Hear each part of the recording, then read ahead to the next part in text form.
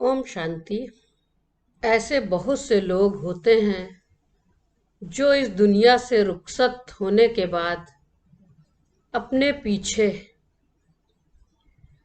अपना प्रभावी इतिहास छोड़कर जाते हैं और उनकी यादें हमेशा दिलो दिमाग में घर किए होती हैं। आज बात करेंगे ऐसी ही महान हस्ती, ब्राह्मण परिवार की अति प्रिय, प्रेरणा स्रोत, परम प्रिय, आदरणीय मनमोहिनी दीदी जी की, जिन्होंने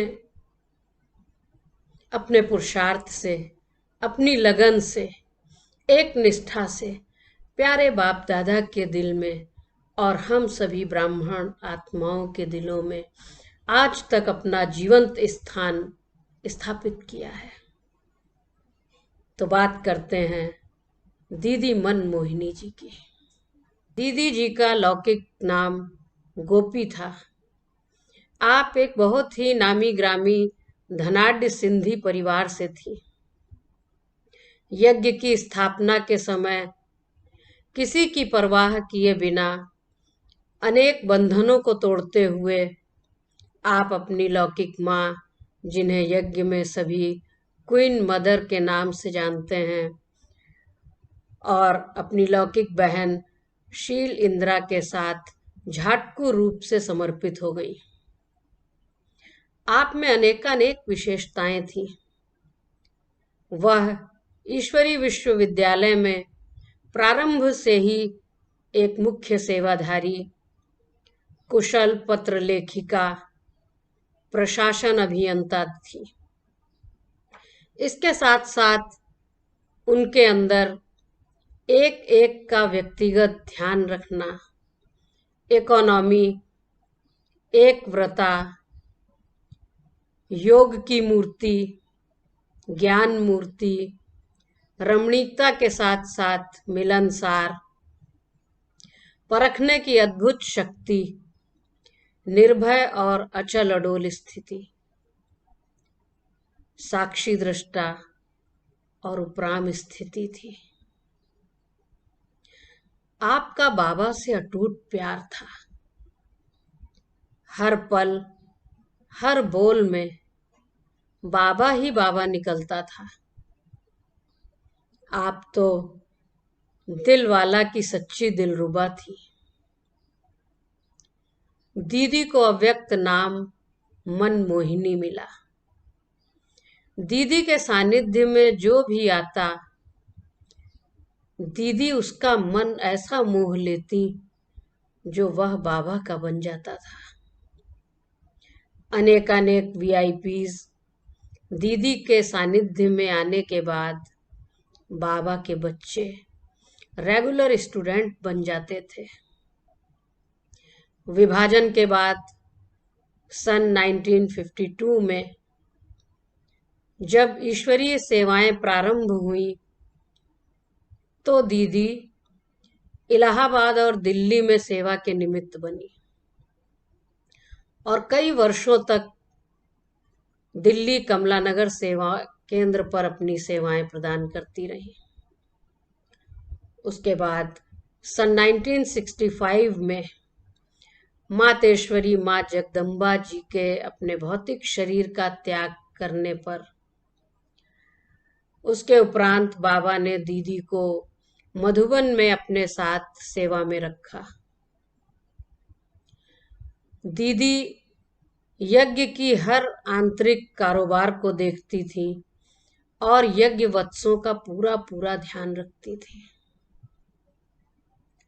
सन 1969 में ब्रह्मा बाबा के अव्यक्त होने के पश्चात दीदी और दादी प्रकाश मणि की जोड़ी ने पूरे यज्ञ को संभाला। दोनों ने मिलकर माता पिता के रूप में देश विदेश के सर्व ब्राह्मण परिवार की निस्वार्थ पालना की और पूरे विश्व सेवाओं का खूब विस्तार किया। दीदी मनमोहिनी और दादी जी की अलौकिक जोड़ी इतनी प्रसिद्ध थी कि सभी कहते थे शरीर दो है लेकिन आत्मा एक है। ऐसी एकता का प्रमाण देकर एक दो की राय को सम्मान देते हुए यज्ञ को निर्विघ्न बनाया। दीदी ने कहा, दादी ने किया, और दादी ने कहा, दीदी ने किया। दीदी दादी ने सेवाधारियों को और आने वाले जिज्ञासुओं को माता पिता की पूरी भाषणा दी। ब्रह्मा बाबा के अव्यक्त होने के बाद दीदी दादी यज्ञ में आने वाले हर पत्र का जवाब स्वयं लिखती थी। दीदी का बाबा की मुरली से अति प्यार था। दीदी जब क्लास में मुरली सुनती थी तो दीदी मुरली सुनते सुनते बहुत अच्छे प्रश्न निकालती थी और मुरली के पश्चात सभी से प्रश्न पूछती थी। जिन भाई बहनों के पत्रों का उत्तर देती थी उन्हें प्रश्न उत्तर रूप में ज्ञान रत्नों का खजाना भी साथ में देती थी। इस प्रकार अंतर्देशीय पत्र पर एक तरफ मुरली के प्रश्न उत्तर होते और सार रूप में दूसरी तरफ पत्रों का उत्तर होता था। एक एक का व्यक्तिगत ध्यान। दीदी जी सभी ब्राह्मणों के ब्रह्मा भोजन और सूक्ष्म भोजन ज्ञान योग की पालना से सभी को भाव विभोर कर देती थी। ज्ञान की योग की चिटचैट करती और जब कोई ब्राह्मण यज्ञ की सेवा करते तो दीदी उस विशेष आत्मा की बहुत दिल से प्यार से आवभगत करती। दीदी जी सभी ब्राह्मण वत्सों को अलौकिक माँ के रूप में पालना देती थी। यदि समर्पित भाई बहनें किसी भी कारण से क्लास में लेट आते या नहीं पहुंचते तो क्लास के बाद दीदी उन्हें अपने कमरे में बुलाती और पूछती, आपकी तबीयत ठीक है? नाश्ता किया? फिर प्यार से कहती, आज सवेरे योग क्लास में आपको नहीं देखा, आप कहाँ थे? इस प्रकार एक एक का व्यक्तिगत स्व उन्नति पर ध्यान खिंचवाकर उनकी ज्ञान योग धारणा की नींव को मजबूत करती थी। जब यज्ञ में बेगरी का पाठ चल रहा था तो वह यज्ञ की एक एक चीज की कीमत सुनाती थी यज्ञवत्सों को। कभी एक रुमाल भी गुम न हो इसलिए उस पर नाम डालना सिखाती। कमरों में कैसे सफाई रखनी है, कपड़ों को कैसे सेट करके तह करके रखना है, फिर फटे हुए कपड़ों को सिलाई करके पहनना। भोजन में कोई भी चीज व्यर्थ न जाए, ऐसे एक एक चीज एक एक छोटी बात पर भी दीदी सभी का ध्यान खिंचवाती है। एक व्रता इकोनॉमी दीदी सदा सच्ची गोपिका बनकर एक व्रता होकर रही, कभी किसी में आंख नहीं डूबी। सभी ब्राह्मणों को भी एक व्रता का ही पाठ पढ़ाया। दीदी को किसी भी ब्राह्मण का साधारण बोलचाल हंसी मजाक अच्छा नहीं लगता था। अगर कोई बाहर मुक्ता में आकर जोर जोर से हंसता या बोलता था या अकेले में छिप कर बातें करता तो दीदी उसका तुरंत ध्यान खिंचवाती।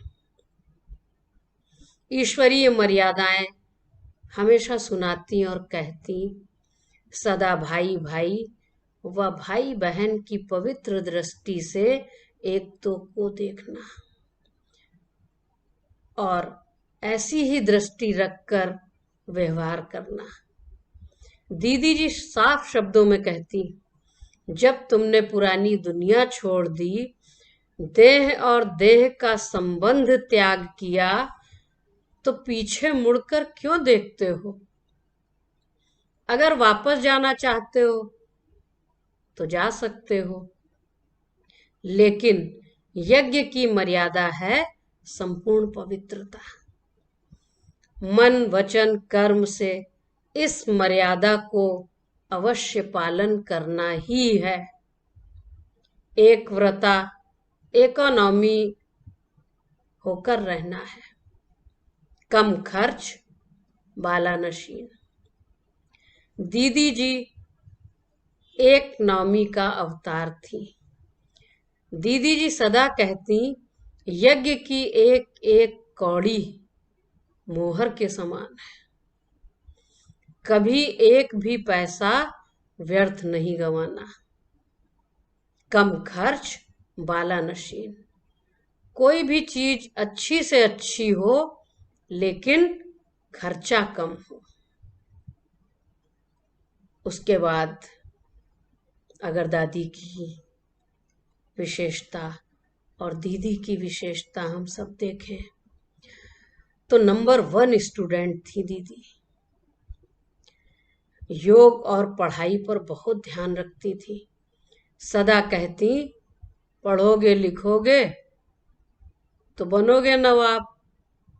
सबसे पहले अमृत वेले 4 बजे योग कराने दीदी खुद पहुंच जाती थी।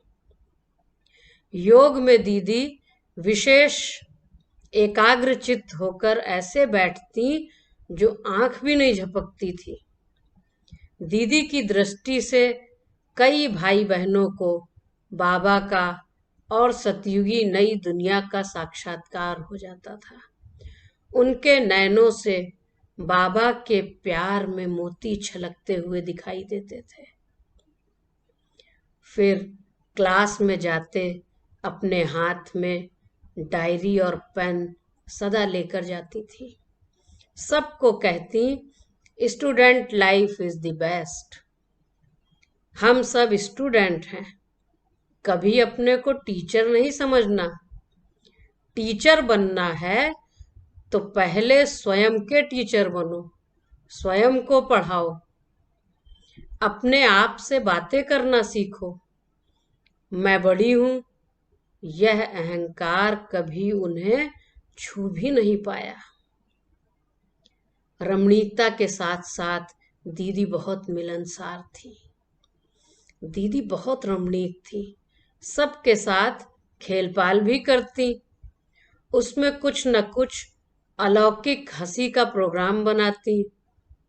मिलनसार हो, कभी चेयर रेस कराती तो कभी बच्चों को बैडमिंटन खिलवाती, साथ में भी खेलती।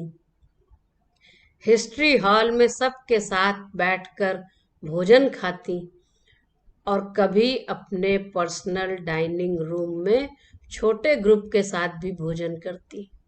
भोजन के बाद फल की प्लेट सबको देती थी। फिर ज्ञान युक्त रमत गमत शायरी चुटकुले आदि सुनाती और सुनती। दीदी की बुद्धि बहुत स्वच्छ थी, इसलिए सामने आने वाले हर व्यक्ति की भावनाओं को परख लेती थी और उनके संपर्क में आते उनकी हर मनोकामना को पूरी कर उन्हें बाबा पर समर्पित करा देती थी। माधुरी दीदी जी अपने अनुभव में हमें सुनाती हैं, ओम शांति। ऐसी महान विभूति जो यज्ञ के अंदर सबको पालना देने वाली आदि रतन, कोई न कोई उनके सानिध्य में आकर उनका एक यादगार बन जाता है। ऐसा ही कुछ हमारे साथ हुआ। कुछ ही क्षण मिले थे, लेकिन एक ऐसी अमिट छाप छोड़ी जो आज तक वो बात भूलती नहीं है। तो उन क्षणों की बात कुछ सुनाना चाहते हैं जो दीदी जी के साथ बीच बीच में मिलती रही थी। शुरुआत में ही तो दीदी जी ने हमें लखनऊ में रहने की प्रेरणा दी और कहा यही कि तुम्हें वहीं ही रहना है और अपनी सेवाएं देते रहना है। ऐसे ही कुछ समय पहले भी ऐसे हुआ। हमें दीदी के पास टोली देने के लिए बिठा दिया। पार्टी सामने बैठी हुई थी और जैसे कोई छोटी बहन बैठकर दीदी और दादी को टोली हाथ में देती है, खुशी के साथ भाग्य का अनुभव भी कर रहे थे।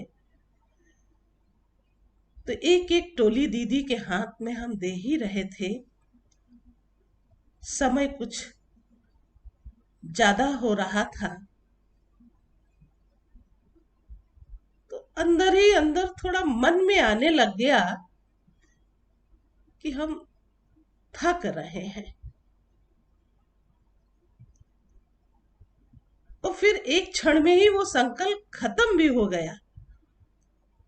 लेकिन शायद वो संकल्प पूरा हुआ और दीदी ने हमारे से कहा, तुम ये टोली ले लो और जाओ। अरे, अंदर ही चिंतन चला, अवाक हो गए, ये क्या? ये तो अंदर की बात थी और दीदी ने कैसे जान लिया? तो हम समझ सकते हैं कि क्या कैचिंग पावर थी। उनकी दृष्टि में एक ऐसा चुंबक जैसी आकर्षण था कि इनकी दृष्टि पाते ही जैसे निहाल भी हो जाए।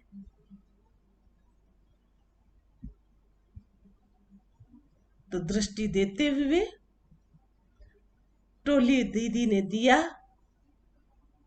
खैर, हम खुशी मन से तो चले गए, लेकिन बहुत समय तक ये सोचते रहे और आज भी यही आता मन में, अरे वो क्या एक आकर्षण शक्ति थी।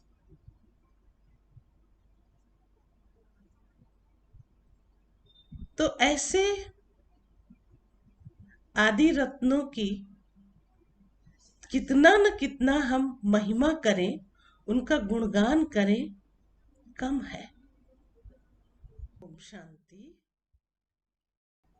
बड़े बड़े वीआईपी भी दीदी ने नियमित विद्यार्थी बना दिए।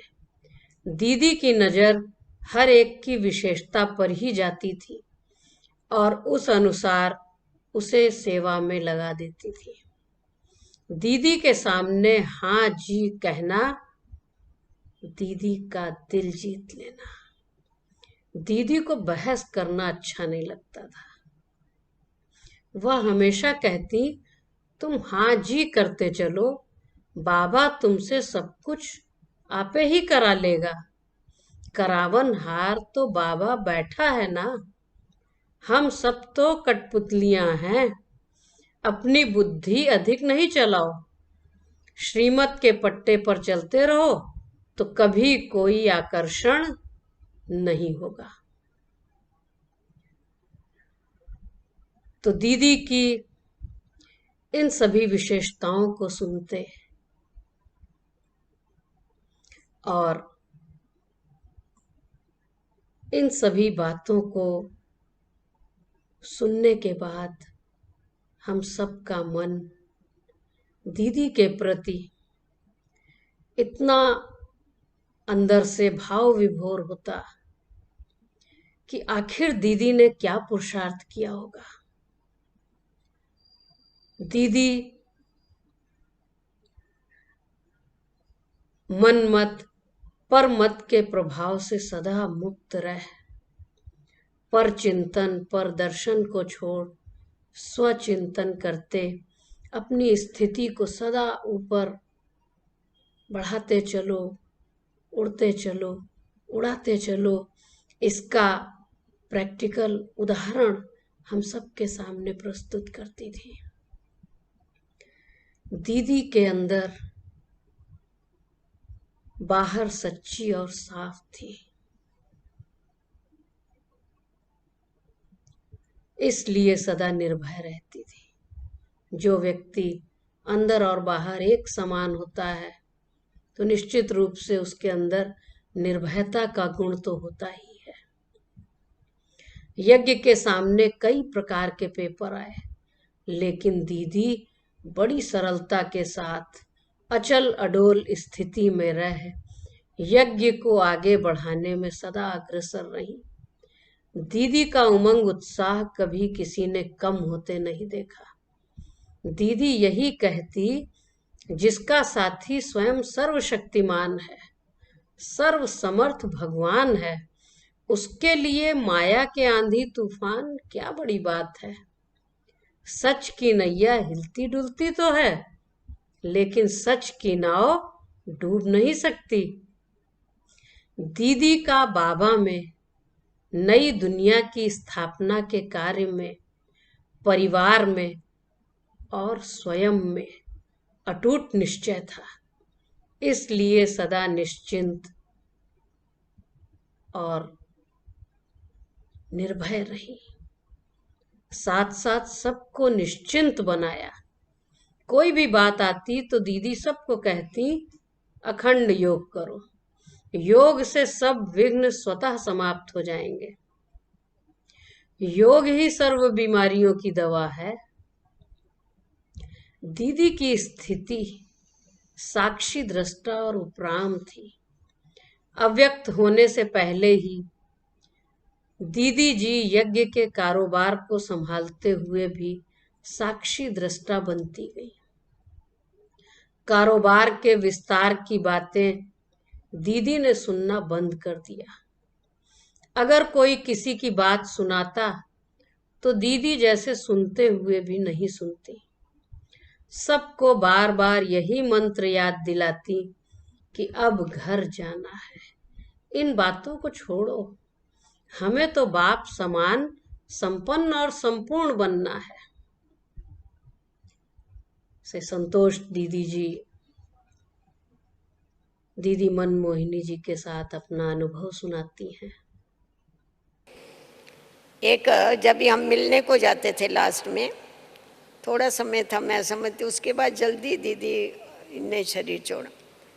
तो हम जाते थे तभी कहते थे, हम हमेशा यही कहते हैं, जब भी मिलेंगे तभी भी ओम शांति कहते हैं, जब भी जाएंगे तभी भी ओम शांति कहते हैं। दीदी बोलती थी, ये ओम शांति क्या करते हो? जब भी आते हो तभी ओम शांति कहो, जब भी जाते हो तभी बोलो अब घर जाना है। उस समय दीदी ने ये महामंत्र पक्का कर लिया, अब घर जाना है। उसके बाद ये गीत बना, अब घर जाना है, आदि और अंत का मंत्र ये, अब घर जाना। तो दीदी हमेशा घर की याद दिलाती थी, बाबा की याद दिलाती थी, और बाबा का कैसा सच्चा सर्व संबंध बाबा से जोड़ करके सच्ची सजनी बन के कैसा चलना है, ये प्रैक्टिकल में दीदी में से दिखाई पड़ता था। तो दीदी की ऐसी प्यार भरी पालना, उनकी शिक्षाएं, उनका स्नेह हजारों भाई बहनों को ये प्रेरणा देता है कि कैसे हम भी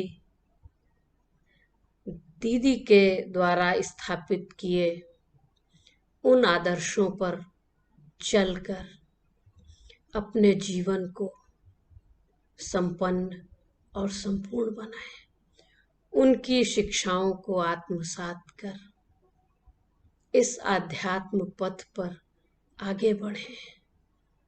यही प्यारी दीदी जी के प्रति हम सभी ब्रह्मावत्सों की सच्ची सच्ची श्रद्धांजलि होगी कि हम जल्दी से जल्दी पुरुषार्थ कर सृष्टि परिवर्तन के, नई सृष्टि के शुभारंभ के उन अद्भुत कर्तव्यों में साथी बन आगे बढ़ें और अपनी संपन्न और संपूर्ण स्थिति को प्राप्त कर आने वाली नई सतयुगी दुनिया में इन आदि रत्नों महान आत्माओं के साथ अपना पार्ट प्ले कर सके। अच्छा, ओम शांति।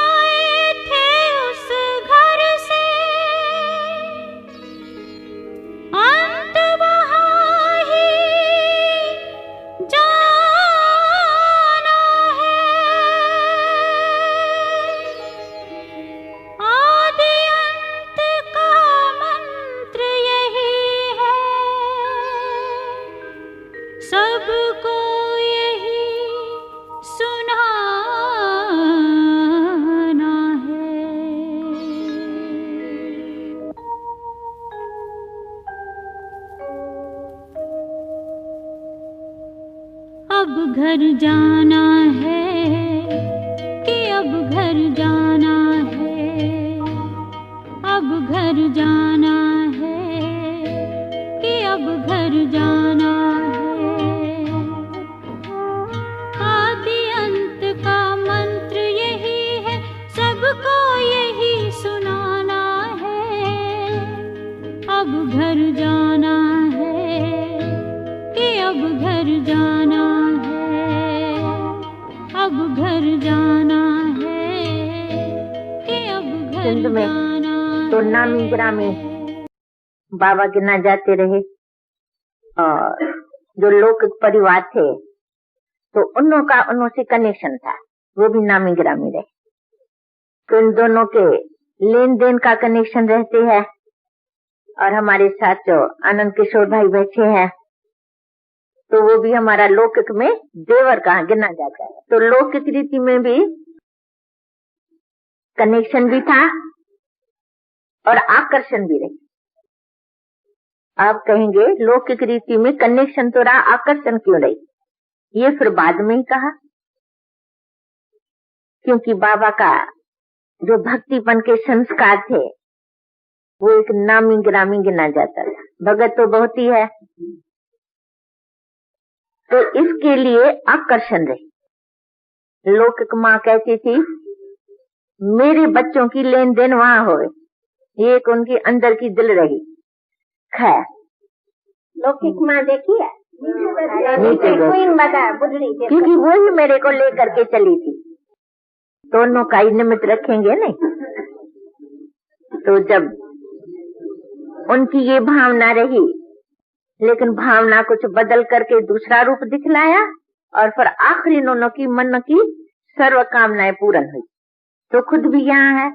खैर इसके तो लंबाई चौड़ाई में नहीं जाते हैं, लेकिन एक बारी क्या हुआ तो ये खुद तो बहुत ही नजदीक थी उनके संबंध में और मिलती जुलती रही थी। तो एक बारी कार में थी, कार उन दिनों में बड़ी नई बात थी। तो कार में जाकर के वही छोटा सा कमरा था और बाबा हाथ में गीता उठा करके और ओम की धुनी लगाते थे। तो पहले दिन जब ये गई तो इनको बड़ा अच्छा लगा जरा वो उन दिनों में बहुत अमीरी होते और नामी ग्रामी होते, लेकिन मन का दुख लगा क्योंकि उनका लौकिक पति ने गुजर कर दिया, खत्म हो गया। तो इसके लिए कहाँ कहाँ इधर उधर जाती थी तो समझती थी ये भी खुशी ले, क्योंकि मित्र संबंधियों के साथ रहने में थोड़ा वो दुख का अंश मेरे पास भी रहा। बाकी तो देखे तो हर प्रकार से सुख था, और बाकी कोई भक्ति के भी संस्कार जो बड़ों को देखते थे नहीं, तो फिर ऐसे ही करते थे। दान पुण्य तीर्थ व्रत नियम और गीता और भागवत से अति प्यार था। यानी इनकी क्या गति होगी, पढ़ने से क्या होगा, लेकिन एक भागवत में जो गोपियों की कहानी थी नहीं, वो बड़ी मीठी लगती थी। हर रोज वो जैसे कि मेरा एक नियम था पढ़ने का। और ये अंदर था तो मैं भी उन गोपियों को देखती थी। नाम तो मेरा गोपी था, तो मैं उन गोपियों को, कृष्ण के तरफ तो इतनी हिम्मत नहीं रही तो कृष्ण देखे, लेकिन गोपी के नाम से सदा भागवत पढ़ती थी। तो वो कृष्ण की लीला पढ़ करके आंखों में से आंसू आता था और वो बड़े प्यारे लगते थे। और गीता भी कई बारी पढ़ी, परंतु कुछ समझा तो नहीं, लेकिन उसके पिछाड़ी कुछ उनका थोड़ा फल का लिखा होता है ना, ये पढ़ने से ये फल मिलेगा, ये पढ़ने से ये फल मिलेगा। खैर ये भी एक खेल बजाया किया। बाकी जो कृष्ण की और गोपियों की, वो जैसे कि अंदर कुछ लगन रही, तो मैं उनको देखती थी कैसे कृष्ण से मिलती थी, सिर्फ देखने की। खैर एक दिन तो वो जो इलोक माता गई थी, तो दूसरे दिन मेरे को वहां पहुंच करके और कार भेजी, और बड़ा नजदीक था तो मैं भी गई। तो मैं सामने ही जाते ही, दादा को तो कई बारी देखा भी था, लेकिन कई बारी देखते हुए सिर्फ वो प्यारा लगता था। नहीं तो हिंदू नारी के लिए कोई पुरुष के तरफ दृष्टि भी नहीं जाए, तो दृष्टि नहीं थी। और मैं तो कभी बिल्कुल पिछला जमाना भी ऐसा था, और कुछ संस्कार भी ऐसे थे, क्योंकि ऊंचे घर में पालना रही, तो नजरदारी, जैसे दादी जी ने कहा नहीं, तो बाप के बिगड़ छुट्टी नहीं निकलते थे। तो ऐसे ही बंधन भी रहता था, बंधन नहीं होता था उस दिनों में, सेफ्टी समझते थे और प्यार समझते थे। तो ऐसे ही हम वहां पर जब बाबा के पास पहुंची, तो सामने जाते ही बैठते ही बाबा की दृष्टि मेरे तरफ और मेरी दृष्टि बाबा की तरफ। तो ऐसे भी नहीं कहेंगी तो हम ध्यान में गई, दिव्य दृष्टि में गई, लेकिन देखते ही यहाँ पर जो चक्कर रहा नहीं, एक लाइट का चक्कर इतना गोल, यहाँ पर हमने देखा, मेरी दृष्टि वहां ही रही। और बाबा समझता शायद ये ध्यान में गई है, परंतु मैं सुन भी रही हूँ, लेकिन सुनना तो वो बुद्धि में गीता क्या समझेंगे। बाकी लास्ट जब बाबा की ओम की धुनी रही, तो जैसे कि हम उस लव में लीन अथवा खोई गई। जो आवाज था, जो रस था, अर्थ नहीं समझा, और लाइट का पूरा ही समय, अभी तो एक सेकंड देखे नहीं, लेकिन पूरा ही समय जैसे कि मैंने लाइट देखी। तो उस समय मेरे को यही अंदर आया, यानी कोई सज सजाया कृष्ण नहीं देखा, लेकिन मुझे कृष्ण की भाषा आई, तो ये कृष्ण है, यही कृष्ण है। तो बाबा ने कहा तो सुना सत्संग? मैंने कहा सत्संग सुनते, लेकिन एक मेरा प्रश्न जरूर है। बाबा ने कहा क्या? मैंने कहा स्त्री को तो कोई गुरु करने का अधिकार नहीं है। कहा मैंने तो सुना ही नहीं, तो गुरु करो। बात तो बरोबर थी, लेकिन मैंने समझा बन बनाया बैठा हुआ है, गीता कहानी सुना रहे हैं, जहाँ चाहिए जहाँ जाते हैं तो गुरु ही देखते हैं। तो बाबा ने तो फट जवाब भी दे दिया। मैंने कहा नहीं, परंतु गुरु करने का कहने अधिकारी नहीं। तो बाबा से प्रश्न पूछ करके रेस्पान तो मिला। मैंने कहा अभी मैं कुछ ज्यादा समझनी चाहती हूँ। वास्तव में कहा समझना, लेकिन क्या कहे, शब्द तो स्थूल हो जाएगा, लेकिन पसंद पड़ गया, समझा?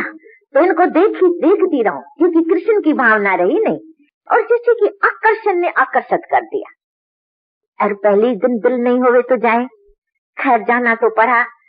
बाबा ने कहा, बाबा तो सब जानते थे नहीं, बाबा ने कहा कल फिर ओम मंडली में आना। वो था स्थान दूसरा, जहाँ पर बाबा एक कमरे में गीता, छोटा कमरा था, गीता सुनाते थे। तो बाबा का वो दूसरा ओम मंडलीय भी नाम नहीं पड़ा था, जसोता निवास, क्योंकि बाबा की लौकिक जो थी नहीं उसके नाम पर वो स्थान था। तो कल आप जसोता निवास में आएंगे? मैंने कहा हाँ। तो टाइम दिया और मैं गई। तो जाते ही बाबा तो तैयार था, जसोता मैया सवेरे उठते थे तो तैयार था, और तो आसन भी लगा हुआ था। तो मैं भी जाकर के बैठी। तो उस दिनों में कोई प्लान नक्शा बक्शा नहीं था। एक बाबा ने पेंसिल से निकाला, एक देवलोक, एक मृत्यु लोक, एक पाताल लोक, बैठ करके मेरे को समझाया। लेकिन सुनते भी सुना नहीं, बिल्कुल जैसे कि कृष्ण देखने में आए, इतनी रही आकर्षण। फिर तो वो दिन और आज दिन मैंने कभी मिस नहीं किया। तो मैं वही गोपी हूँ, बस ये जिगर जान में फिर नंबर 1 दूसरी बात आ गई। एक तो बाबा की आकर्षण, तो बस ये समझो कृष्ण है, भगवान की बात नहीं थी। कृष्ण कोई भगवान समझते थे, तो उनसे खेल पाल बड़ा फ्रीडम रही, और साथ में साथी भी रहा। तो होली भी खेलो, तो वो दशहरा भी खेलो, तो दिवाली भी खेलो।